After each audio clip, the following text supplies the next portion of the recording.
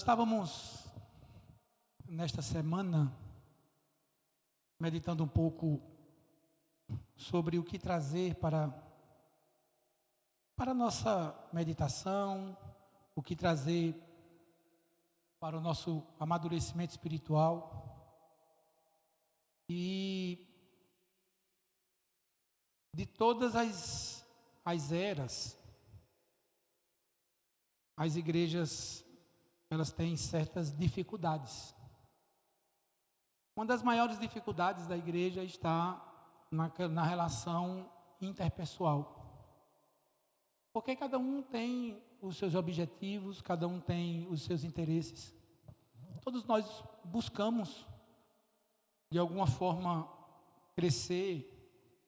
E por causa disso, às vezes, nós não conseguimos, economicamente, nós não conseguimos viver deveríamos viver como cristãos. Há uma igreja em especial que parece-nos que para o apóstolo Paulo foi a igreja em que mais ele chamou a atenção através de 2 cartas. Inclusive, esta igreja, em alguns momentos, o apóstolo Paulo diz que os irmãos agem não espiritualmente, mas muito mais voltados para a sua natureza carnal. Eu quero convidar os amados irmãos a abrirem as Escrituras Sagradas, para que nós possamos meditar na primeira carta de Paulo aos irmãos de Coríntios, aos irmãos coríntios, a igreja de Corinto, no capítulo 13, nós meditaremos sobre um sentimento que certamente muitos de nós o buscamos, queremos também receber. Só que por causa da nossa finitude, nós não conseguimos fazer de forma completa. 1 Coríntios 13, diz assim, a partir do versículo 1 diz assim: ainda que eu fale a língua dos anjos e dos homens, se eu não tiver amor, serei como um bronze que soa ou como um símbolo que retine. Ainda que eu tenha o dom de profetizar e conheça todos os mistérios e toda a ciência, e ainda que eu tenha tamanha fé a ponto de transportar montes, se não tiver amor, nada serei. E ainda que eu distribua todos os meus bens entre os pobres, e ainda que eu entregue o meu próprio corpo para ser queimado, se não tiver amor, nada disso me aproveitará.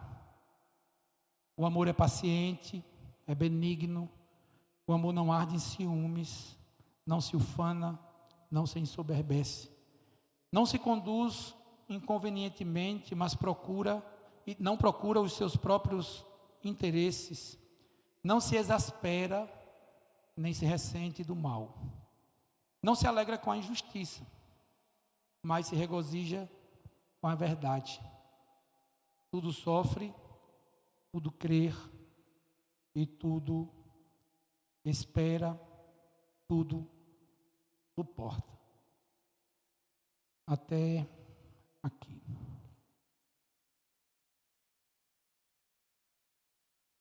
O amor é um sentimento que ilumina a mente de pessoas até para escrever. As grandes canções que nós conhecemos, mesmo que não sejam canções cristãs, muitas delas falam do amor, mesmo que seja um amor não pautado na palavra. Todos nós, como seres humanos, temos o desejo de encontrar o nosso par, de amar e de ser amado. Todos nós temos. Todas as pessoas procuram, de alguma forma, ter bons relacionamentos, para que nestes relacionamentos elas se sintam amadas e possam, de alguma forma, retribuir esse sentimento, para que haja harmonia, tanto na nossa casa como no nosso trabalho, para que haja harmonia na nossa rua, por onde quer que nós andarmos. A igreja de Corinto é uma igreja que aparentemente era muito espiritual, E os irmãos perceberem, na primeira carta, no capítulo 12, o apóstolo Paulo vai listar alguns dons espirituais que a igreja tinha. Havia dentro da igreja uma procura muito grande para se obter os dons espirituais que na época eram executados na igreja. Esta igreja foi fundada pelo apóstolo Paulo. O apóstolo Paulo passou mais ou menos 18 meses, 1 ano e meio na cidade de Corinto. A cidade de Corinto pertencia, na época, à Grécia. E durante 1 ano e meio, veja que coisa maravilhosa, como Deus é poderoso, o apóstolo Paulo funda a igreja de Corinto. Para que a gente possa entender, irmãos, o texto que nós vamos meditar, nós precisamos entender alguns contextos daquela cidade. Porque a igreja de Corinto era uma igreja que aparentemente tinha uma espiritualidade elevada, mas ao mesmo tempo era uma igreja que o apóstolo Paulo, através de correspondência, chamava tanto a atenção. Quando nós olhamos, por exemplo, para a sociedade da época de Corinto, Corinto era uma cidade que tinha um comércio muito próspero, então existiam pessoas naquela cidade que eram muito abastadas, mas ao mesmo tempo existia naquela cidade uma pobreza muito grande. Então, essas pessoas, nessas classes sociais, elas se chegaram à igreja, conheceram o Evangelho. Só para os irmãos terem ideia, para que os irmãos possam lembrar, quando o apóstolo Paulo vai falar da ceia, ele diz assim: olha, vocês não ceiam como deveriam ceiar. Os ricos, aqueles que eram muito abastados, eles levavam muita comida para o templo, comiam, enquanto aqueles que não tinham o que comer, ficavam apenas olhando os irmãos comerem. Então, a cidade tinha uma produção cerâmica muito grande, a cidade tinha uma produção de artefatos de bronze, navios eram construídos naquela cidade, a cidade tinha um comércio muito vibrante. Esses irmãos vinham à igreja. Da mesma forma, havia uma diversidade cultural muito grande naquela cidade. Como era uma cidade muito próspera, afluíam para aquela cidade muitas pessoas de muitas outras cidades, tentando melhorar de vida, buscar um emprego, ter algo que possa sustentar de forma digna na sua cidade. O Império Romano, como um todo, afluía para aquela cidade. E aí os irmãos imaginam, era uma cidade que havia uma diferença muito grande em relação à economia, e ao mesmo tempo havia também uma mistura muito grande de culturas naquela cidade. Ali haviam romanos, gregos, judeus iam para aquela cidade, e essas pessoas também iam para a igreja, estavam lá na igreja. A desigualdade social, como falamos, era muito grande, e as pessoas estavam ali. Culturalmente, havia um sincretismo muito grande naquela cidade. Haviam muitos cultos. As pessoas que ali estavam eram politeístas. Haviam muitos templos. Só para os irmãos terem ideia, os animais que eram sacrificados no templo, o resto desses animais eram vendidos no comércio da cidade. Então, eles vendiam para que os templos pudessem ser abastecidos, serem sustentados. Havia um sincretismo muito grande, porque eram muitos deuses. Havia o Deus da fartura, havia deuses que eram adorados através da relação sexual. Essas pessoas, quando se convertiam, iam para a igreja de Corinto. Havia uma corrupção moral muito grande naquela cidade. Corinto era conhecida por uma má reputação moral. As pessoas não estavam muito acostumadas a ter bons costumes naquela cidade, por causa dos motivos que nós já falamos. E havia uma característica interessante em Corinto. Corinto tinha uns jogos muito parecidos com as Olimpíadas. Eram jogos que tinham atletismo, músicas, as artes faziam parte desses jogos, e por causa disso, muita gente, nesta época, afluía, o comércio crescia nesta época, Paulo, em 1 ano e meio, funda a igreja no meio desta sociedade tão diversa, tão cheia de problemas. E lá está Corinto. Os irmãos de Corinto buscavam os dons espirituais, mas eles buscavam com avidez. Parece-me que uma grande preocupação que havia era que todas as pessoas procuravam os mesmos dons. Porque existiam, e ainda de alguma forma existem, aqueles que procuram, né, as igrejas que entendem que existem, dons que elevam, não ao nosso Deus, mas aqueles que dizem que têm os dons. E as pessoas queriam aparecer. Corinto era uma comunidade que enfrentava muitos problemas, por exemplo, de disciplina. O apóstolo Paulo não tinha nenhum problema em chamar a atenção da igreja. Havia muita disciplina em Corinto. Havia uma desunião muito grande naquela. É interessante, não é? Porque ao mesmo tempo que eles queriam ser espirituais, ao mesmo tempo que eles buscavam os dons espirituais, eles não tinham uma vida digna do evangelho. Ao mesmo tempo eles eram totalmente desunidos, haviam facções dentro da igreja. E por causa do público que chega à igreja, muitas falsas doutrinas adentram no corpo teológico, na doutrina daquela igreja. E eu lendo e pensando comigo, mas que igreja complicada era a igreja de Corinto. Mesmo assim, era uma igreja muito amada pelo apóstolo Paulo e pelo Senhor, mesmo sendo uma igreja com tantos problemas, com tantas facções.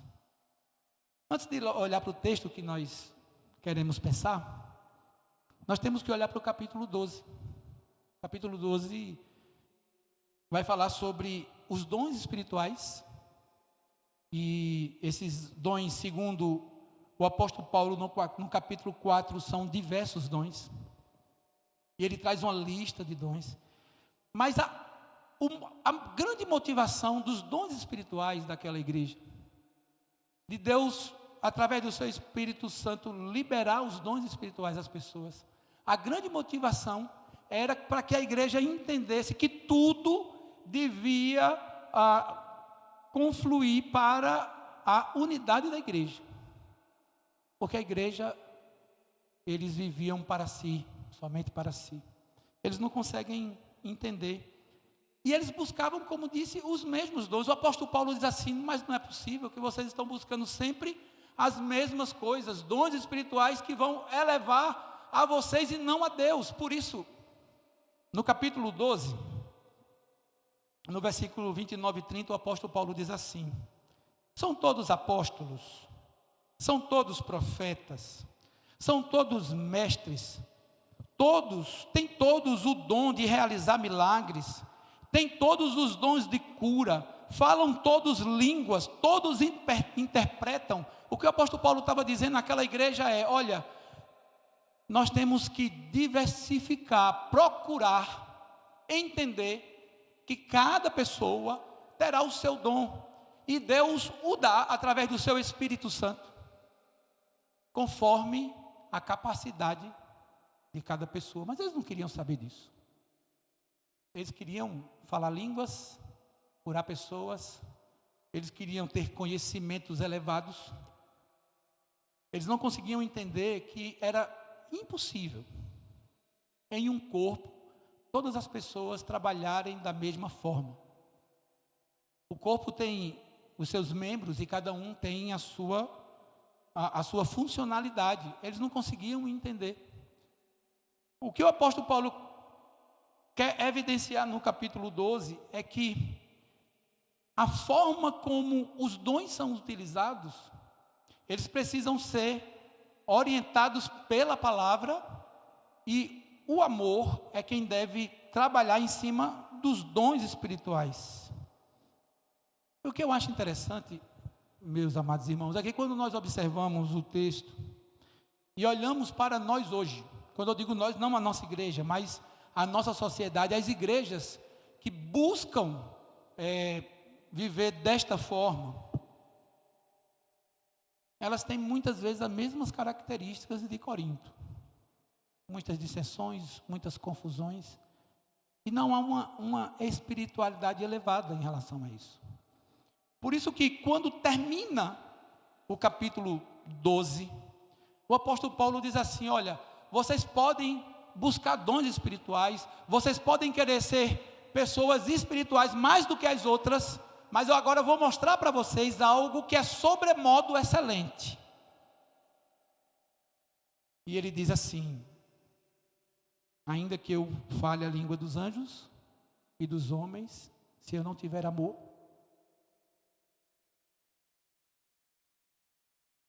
o apóstolo Paulo estava dizendo que toda a espiritualidade, a base de toda espiritualidade é o amor. Não há como nós sermos pessoas espirituais se nós não entendermos o conteúdo e o conceito verdadeiro do amor que ele traz aos irmãos de Corinto. Alguns pastores entendem, que o amor é um dom. Inclusive existe até um cântico antigo, o dom de amar. E lá no Nordeste nós cantávamos muito sobre esta canção, né? O dom de amar. Mas na realidade, dom é um mandamento, o amor é um mandamento. Tanto é que o resumo da lei é amar a Deus sobre todas as coisas e amar ao próximo como a ti mesmo. Por que que mandamento não é, por que que o amor não é dom? Por que que amor é mandamento? Porque senão nós teríamos a desculpa de dizer: eu não tenho este dom. Eu não vou amar porque eu não tenho este dom. Mas Jesus Cristo diz: não. Amar faz parte da lei. E a lei é dividida entre o amor a Deus e o amor ao próximo. É assim que funciona o amor. Bom, existe uma variedade para a gente entender deste amor. Queria que os irmãos prestassem atenção a isto. Por exemplo, a palavra de Deus vai nos ensinar que existe o amor de Deus pelos homens. Esse amor é inquestionável. Por que este amor é inquestionável? Porque de forma prática Deus prova que nos ama. O texto de João, no capítulo 3, o versículo 16, vai nos fazer lembrar que Deus amou o mundo de tal maneira que deu o seu Filho unigênito para que todo aquele que nele crê não pereça, mas tenha a vida eterna. Perceba que de forma prática Deus demonstra o seu amor por nós. Então, quando nós observamos a palavra de Deus, entendemos que o amor de Deus que nos alcança, este é perfeito. Nele não existe nenhum tipo de falha, nenhum tipo de defeito. Deus nos ama de fato e de verdade, com a intensidade do amor divino. Então, olhando de cima para baixo, há o amor de Deus pelos homens. Aqueles que são alcançados por este amor divino, então agora há o amor dos homens para com Deus. Esse é imperfeito, porque nós somos imperfeitos. E a depender do nosso nível de espiritualidade, ele é imperfeito mesmo.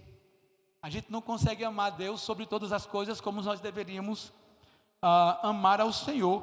Isso é o resumo da lei. Os 4 primeiros mandamentos é amar a Deus sobre todas as coisas. Inclusive, quando Jesus está falando sobre a nossa vida e sobre o nosso Senhor, ele diz assim: nós não podemos agradar a 2 senhores. Ou nós vamos deixar algum desagradado, não tem como. Uma outra variedade é o amor próprio. Irmãos, é interessante porque muitas vezes nós negamos isto, né?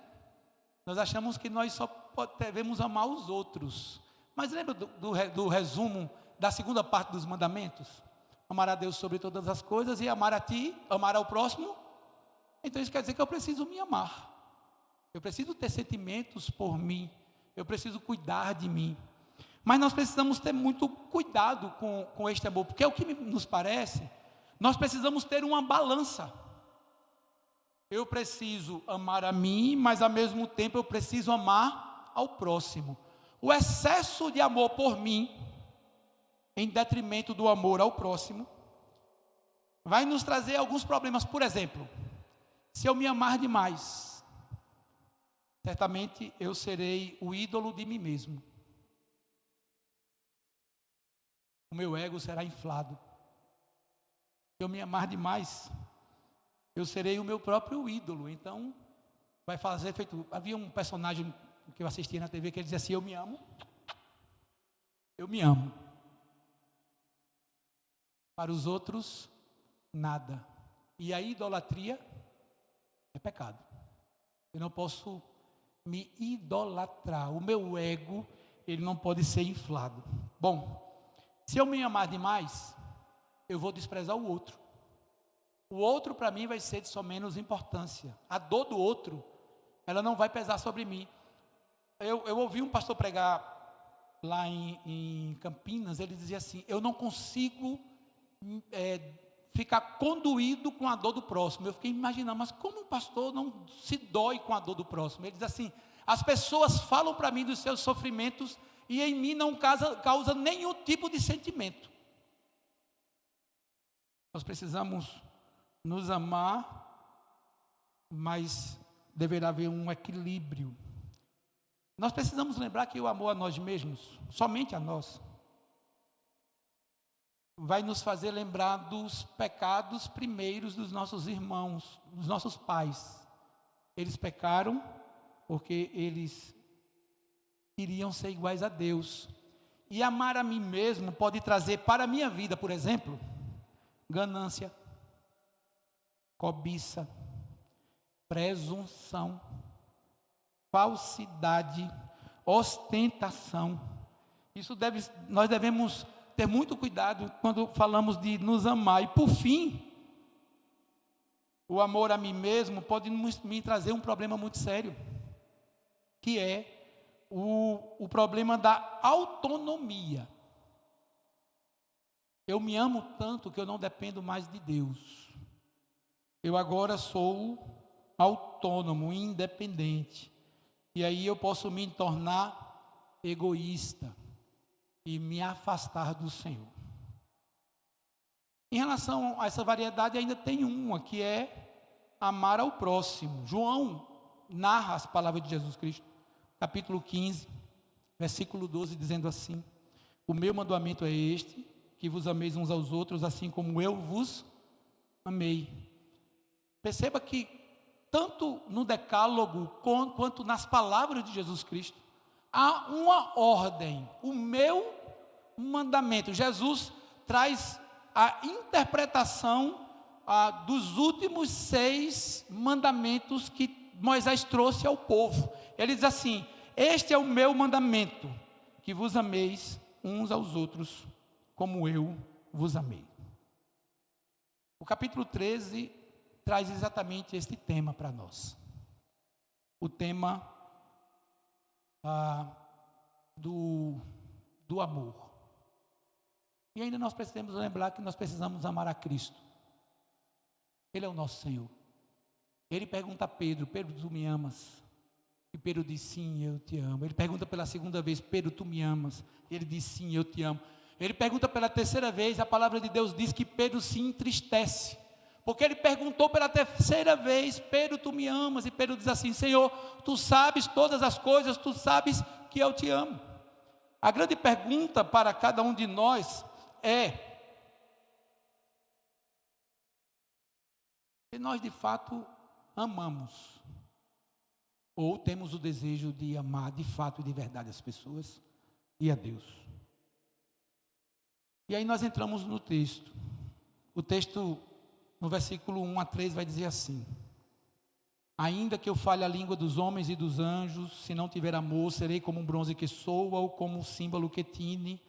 Ainda que eu tenha o dom de profetizar e conheça todos os mistérios e toda a ciência, e ainda que eu tenha tamanha fé a ponto de transportar os montes, se não tiver amor, nada serei. E ainda que eu distribua todos os meus bens entre os pobres, e ainda que eu entregue o meu corpo, o meu próprio corpo para ser queimado, se não tiver amor, nada disso me aproveitaria. Nesses 3 versículos, o apóstolo Paulo resume todos os dons, todos eles.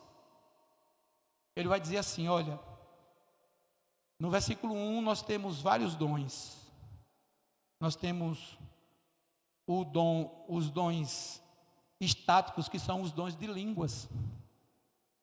E ele diz assim, se você imagina que ele exista, e você o procure, e você o tenha, mas se a base deste dom não for o amor, é como se nós tivéssemos uma bacia de bronze, batêssemos naquela bacia, e é exatamente aquele som que chega ao Senhor. Nada vale, até agride os nossos ouvidos. O apóstolo Paulo começa a ensinar em Coríntios 13, dizendo, o que vai nos impulsionar na nossa vida cristã, não são as ações externas, é o sentimento que nós nutrimos no nosso coração.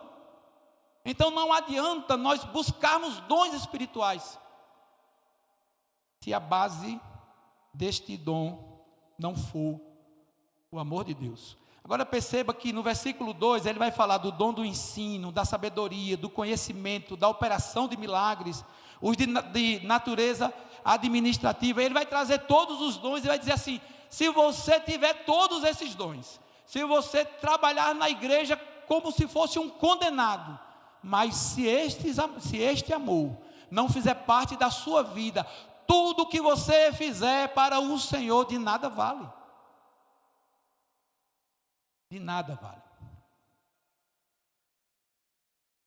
Eu vi li um trecho de um livro, até de um padre católico, não é lógico, Ágape. Não sei se os irmãos já viram esse livro.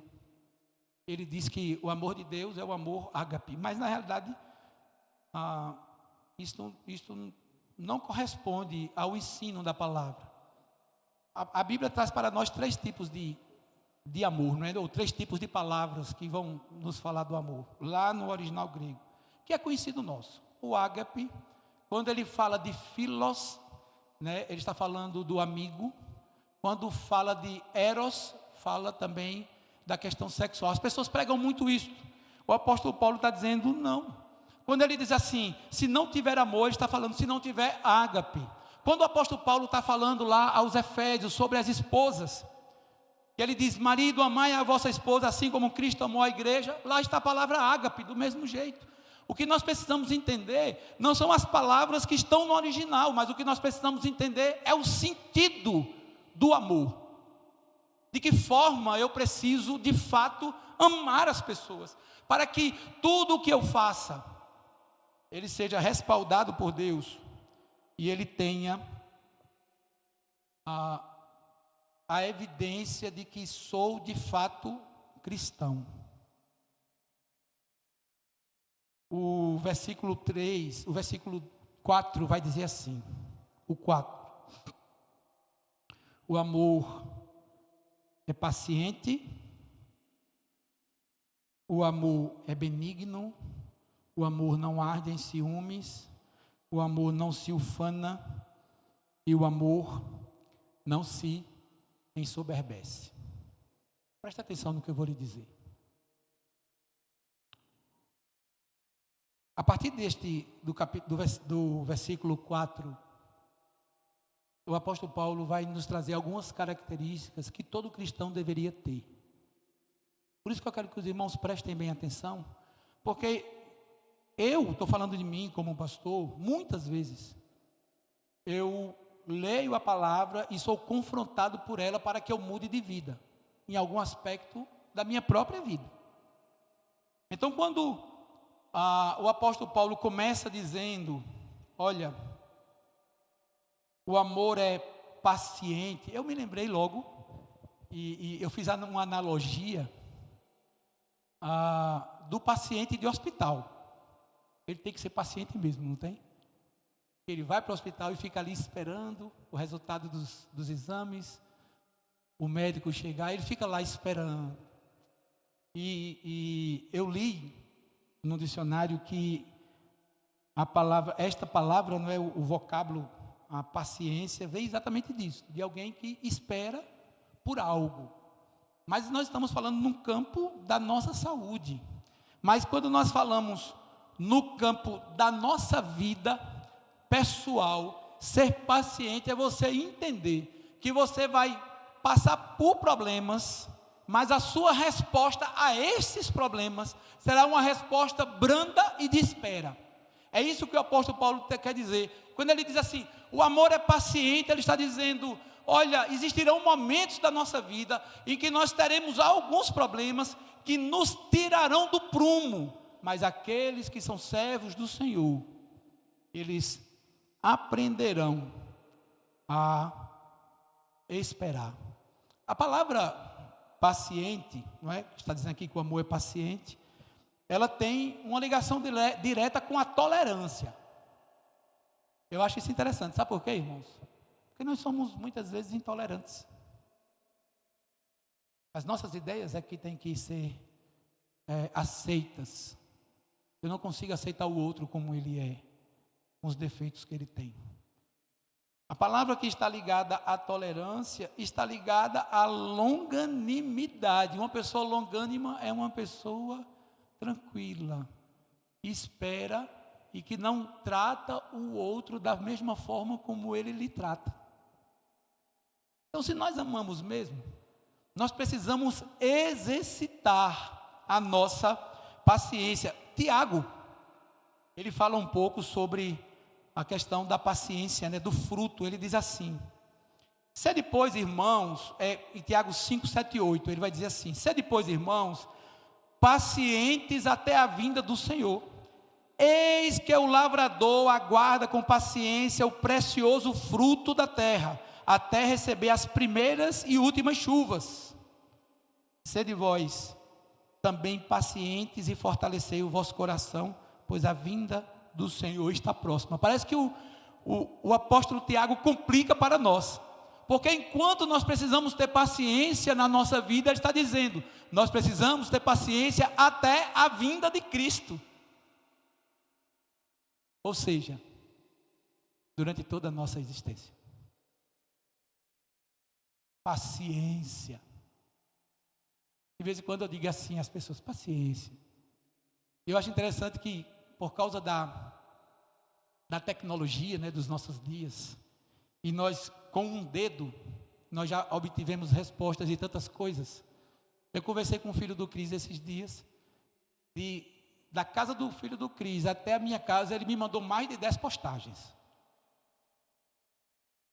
E aí nós nos tornamos impacientes. Queremos tudo na hora. Vai haver uma mudança? Tem que ser feita agora.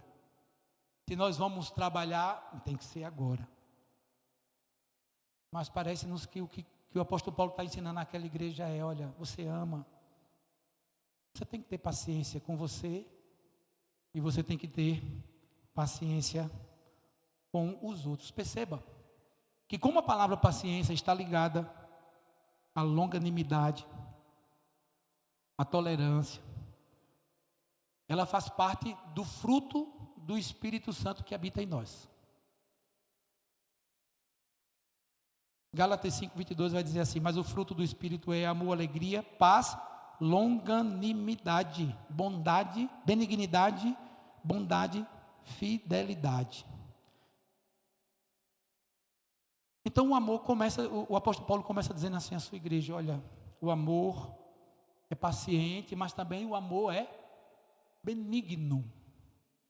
Benigno vem da palavra bem, de você retribuir ao outro, não da mesma forma como ele lhe trata, mas você venceu o mal com o bem.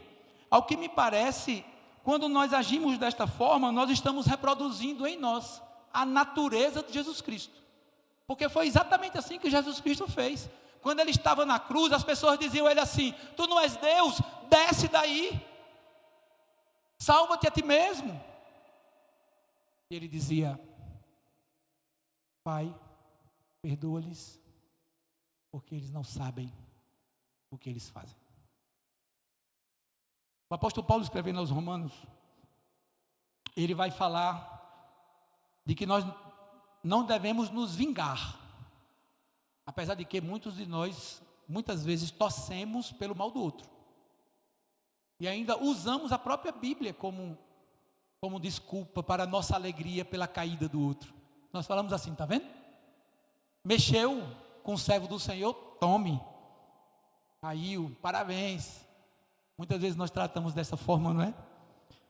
O que o apóstolo Paulo está dizendo, quando ele diz que o amor é benigno, a benignidade e a paciência andam juntas, elas estão próximas. Fazem as duas partes do fruto do Espírito Santo. A ideia do apóstolo Paulo é que quem ama é bondoso, misericordioso, gentil e útil ao próximo. Nós muitas vezes perdemos esta utilidade ao outro. Não temos tempo, não procuramos o bem do outro. Muitas vezes nós somos ásperos, muitas vezes nós queremos pagar o mal com o próprio mal. O apóstolo Paulo está dizendo, não. Se você ama, você tem que vencer o mal com o bem. E não devolver na mesma moeda. Tinha um amigo meu, ele não era seminarista, mas na época de seminário, ele dizia assim, que a vingança é um prato que se come frio. Eu morria de vergonha, porque crente não se vinga. Crente ora pelo outro. Lembra de Jesus? Quando ele diz assim, se alguém te bater na face direita, dá ele a esquerda. Se alguém quiser andar contigo 1 légua ou 1 quilômetro, anda com ele 2. Se alguém quiser a tua capa, dá ele a túnica. E mais abaixo ele vai dizer assim, ame os seus inimigos e ore por aqueles que lhe perseguem. O apóstolo Paulo, quando fala dessas coisas, ele vai dizer assim, se você fizer isto, se você vencer o mal com o bem, você amontoará na sua cabeça brasas vivas do Espírito Santo. Este é o amor que o Senhor quer que nós aprendamos a ter das pessoas. Amar de forma bondosa, entendendo que o bem faz bem a todas as pessoas, e Deus é glorificado em relação a isso. Bom, há um tema muito delicado nestas palavras do apóstolo Paulo. Estão nas palavras seguintes, ele diz assim, que o amor não arde em ciúmes. Isso é interessante para nós, porque a gente tem às vezes ciúmes até do cargo que a gente tem na igreja. As pessoas que são ligadas a nós, elas precisam ser ligadas não por causa de cadeias, mas elas precisam estar presas a nós de ação voluntária. Eu sou casado porque quero ser casado, não porque sou obrigado a ser casado. A ideia de arder aqui é uma ideia de explosão. E parece-nos que o ciúme é assim, não é? As pessoas estão tranquilas, e daqui a pouco, quando alguém que era ciumento percebe qualquer coisa, ele explode. E aí não tem chance de diálogo. A ideia é de não oprimir as pessoas que estão conosco. Ou seja, aquelas pessoas que estão ligadas a nós. Nós não podemos oprimi-las, nós devemos desejar o bem para aquelas pessoas. Eu me lembro do livro de Cantares. O livro de Cantares diz que o amor é duro como uma morte, e as águas não podem afogá-los, mas o ciúme é como a sepultura. A ideia de lá é que o ciúme traz a morte do sentimento, a morte do amor. Se nós somos cristãos e queremos aprender a amar, nós não podemos deixar que o nosso ciúme entre em ebulição dentro de nós. E não é como se nós colocássemos em uma panela de pressão. Não. É repentina. É como aquele vulcão que está adormecido, está lá. E quando nós menos esperamos, ele vai e explode. E acaba com tudo que tem perto daquele vulcão. A ideia é que nós precisamos amar as pessoas, e as pessoas devem nos amar de forma livre. Cantamos aqui domingo, eu sou livre. Hoje no cântico falava, aquele que é livre. As pessoas precisam estar conosco porque querem estar, não por segundos interesses. E a última palavra desse texto que nós vamos pensar hoje, ele diz que o amor não se ufana. É interessante isso, porque se ufanar é a autoexaltação. Eu sou o bom. Se fosse Roberto Carlos, ele dizia assim: eu sou o cara. Eu sou o bom da história. A ufana, ela está ligada à fanfarrice. Já ouviu quando eu diz assim, alguém é fanfarrão? O fanfarrão é aquele que ostenta aquilo que não é. Ele traz, por exemplo, bravatas de coragem, mas ele não tem coragem nenhuma. Parece-nos que na igreja de Corinto havia um problema muito grande, porque os irmãos de Corinto, eles se ufanavam por causa da sua intelectualidade, eles ostentavam intelectualidade. Havia na igreja de Corinto um povo lá, que os filósofos, que eles davam treinamentos de retórica, eles davam treinamento, eles eram exibicionistas. Esses filósofos lá eram chamados de sofistas, eles eram itinerantes na Grécia, e eles tinham uma boa retórica e queria que as pessoas tivessem boas retóricas. Bom, o ufanar está voltado para o orgulho, para a arrogância, para a presunção e para a vaidade. E o rei Salomão diz que tudo que está abaixo do céu é vaidade. Se os irmãos prestarem atenção, a mensagem do apóstolo Paulo é contrária à filosofia do mundo. Ele está dizendo, olha, nós precisamos ser, em vez de ser agressivos, ser pacientes. Nós precisamos, em vez de agir com maledicência, agir com benignidade. Nós precisamos deixar as pessoas que estão próximas de nós livres, e nós precisamos ser humildes. Eu quero aplicar para os irmãos, depois nós vamos continuar. Primeiro, todas as nossas atitudes devem ter como estrado o amor. Se você vai ajudar alguém, ajude pelo sentimento de amar, não por obrigação. Tudo que nós devemos fazer, o princípio regulatório das nossas ações, das nossas palavras, das nossas atitudes, deve ser o amor. Afinal de contas, o apóstolo Paulo diz que ele é o vínculo da perfeição. É para a gente pensar. A segunda aplicação para a nossa vida é que na nossa religião, a nossa religião deve ter o amor como princípio de tudo. Se eu vou trabalhar para o Senhor, é por amor a Ele e por amor à igreja. Existem, eu não estou dizendo que é daqui, logicamente, mas existem, pelo menos das igrejas que eu passei, pessoas que queriam ter funções com o mesmo sentimento que tinham lá em Corinto, para que eles pudessem estar em evidência. O princípio, o meio e o fim de todas as coisas devem ser o amor. Sabe por quê? Porque nós só conseguimos amar as pessoas porque Deus nos amou primeiro. Então, se nós temos a capacidade de amar, é porque Deus derramou sobre nós este amor. E aí nós conseguimos amar. Nós temos que olhar para Cristo como o nosso exemplo de amor. A palavra de Deus diz que Ele morreu para nos servir, e Ele morreu por causa dos nossos pecados, por amor.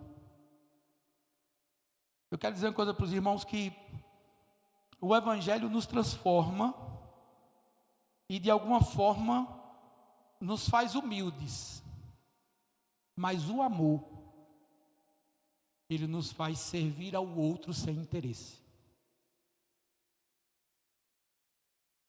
Então, quando eu amo alguém, eu vou estender a minha mão sem esperar que ele me dê retorno. Eu faço pelo sentimento que há no meu coração. Eu quero concluir, meu irmão, dizendo que o amor tem uma linguagem silenciosa. Não há palavras na linguagem do amor. Porque o amor é evidenciado através de atitudes e não de palavras. É assim que o apóstolo Paulo diz aos romanos: não ameis por palavras apenas, ameis por atitude. Então a linguagem do amor é uma linguagem silenciosa, que transita no meio das pessoas que têm esta mesma linguagem, elas vão perceber isto nas pessoas.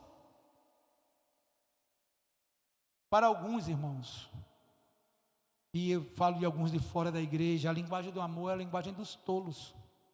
Pessoas acham que amor é fazer amor, é namorar. E amor é você ter paz com as pessoas. Para algumas pessoas, o amor são para as pessoas desprovidas de maldade, ou que são, o amor é exercido por pessoas fracas. Mas a verdade é contrária a isso que eu estou dizendo aos irmãos. Porque só quem consegue amar são os fortes.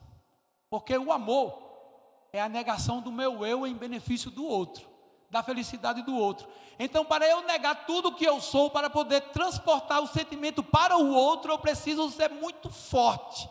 Porque de vez em quando eu sou egoísta, eu quero para mim e não para os outros.